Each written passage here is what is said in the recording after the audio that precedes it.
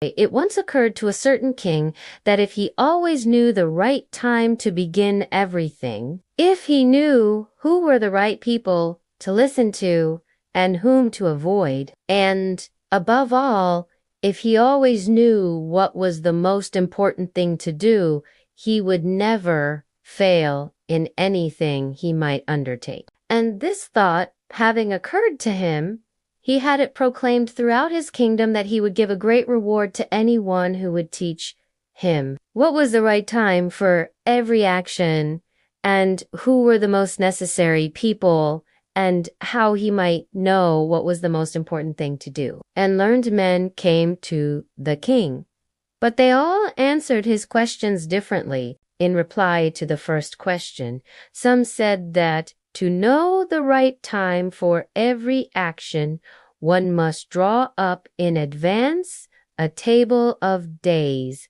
months, and years, and must live strictly according to it. Only thus, said they, could everything be done at its proper time. Others declared that it was impossible to decide beforehand the right time for every action, but that, not letting oneself be absorbed in idle past, one should always attend to all that was going on and then do what was most needful. Others, again, said that however attentive the king might be to what was going on, it was impossible for one man to decide correctly the right time for every action, but that he should have a council of wise men who would help him to fix the proper time for everything. But then again, others said there were some things which could not wait to be laid before a council, but about which one had at once to decide whether to undertake them or not. But in order to decide that, one must know beforehand what was going to happen. It is only magicians who know that, and therefore, in order to know the right time for every action, one must consult magicians. Equally various were the answers to the second question. Some said the people the king most needed were his counselors, others the priests, others the doctors, while some said the warriors were the most necessary. To the third question as to what was the most important occupation, some replied that the most important thing in the world was science. Others said it was skill in warfare, and others, again, that it was religious worship. All the answers being different, the king agreed with none of them and gave the reward to none. But still wishing to find the right answers to his questions, he decided to consult a hermit widely renowned for his wisdom. The hermit lived in a wood which he never quitted, and he received none but common folk. So the king put on simple clothes, and before reaching the hermit's cell, dismounted from his horse, and, leaving his bodyguard behind, went on alone. When the king approached, the hermit was digging the ground in front of his hut. Seeing the king, he greeted him and went on digging. The hermit was frail and weak, and each time he stuck his spade into the ground and turned a little earth, he breathed heavily. The king turned round and saw a bearded man come running out of the wood. The man held his hands pressed against his stomach, and blood was flowing from under them. When he reached the king, he fell fainting on the ground, moaning feebly. The king and the hermit unfastened the man's clothing. There was a large wound in his stomach. The king washed it as best he could and bandaged it with his handkerchief and with a towel the hermit had, but the blood would not stop flowing. The king again and again removed the bandage soaked with warm blood and washed and rebandaged the wound. When at last the blood ceased flowing, the man revived and asked for something to drink. The king brought fresh water and gave it to him. Meanwhile, the sun had set and it had become cool. So the king, with the hermit's help,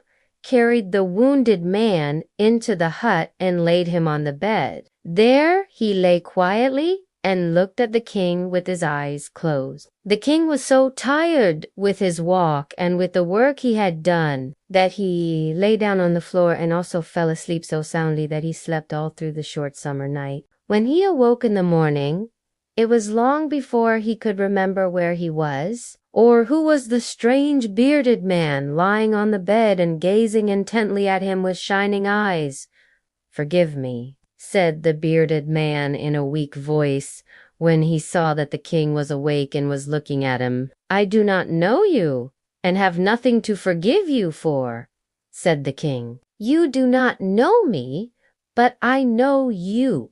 I am that enemy of yours who swore to revenge himself on you because you executed his brother and seized his property. I knew you had gone alone to see the hermit, and I resolved to kill you on your way back. But the day passed and you did not return, so I came out from my ambush to find you, and I came upon your bodyguard, and they recognized me and wounded me. I escaped from them, but should have bled to death had you not dressed my wound. I wished to kill you, and you have saved my life. Now, if I live, and if you wish it, I will serve you as your most faithful slave, and will bid my sons do the same. Forgive me." The king was very glad to have made peace with his enemy, so was Eli, and to have gained him for a friend. And he not only forgave him, but said he would send his servants and his own doctor to attend him, and promised to restore his property. Having taken leave of the wounded man, the king went out into the porch and looked around for the hermit. Before going away, he wished once more to beg an answer to the questions he had put. The hermit was outside, on his knees, sowing seeds in the beds that had been dug the day before. The king approached him and said, "For the last time, I pray you to answer my questions, wise man." "You have already been answered," said the hermit, still crouching on his thin legs and looking up at the king, who stood before him. "How answered? What do you mean?" asked the king. "Do you not see?" replied the hermit. "If you had not pitied my weakness yesterday, and had not dug these beds for me, but had gone your way, that man would have attacked you, and you would have repented of not having stayed with me. So the most important time was when you were digging the beds, and I was the most important man. And to do me good was your most important business. Afterwards, when that man ran to us, the most important time was when you were attending to him. For if you had not bound up his wounds, he would have died without having made peace with you. So he was the most important man, and what you did for him was your most important business. Remember then, there is only one time that is important now. It is the most important time, because it is the only time when we have any power. The most necessary man is he with whom you are, for no man knows whether he will ever have dealings with anyone else. And the most important affair is to do him good, because for that purpose alone was man sent into this life. Let me know if you want this section narrated, simplified, or paired with vocabulary for ESL learners.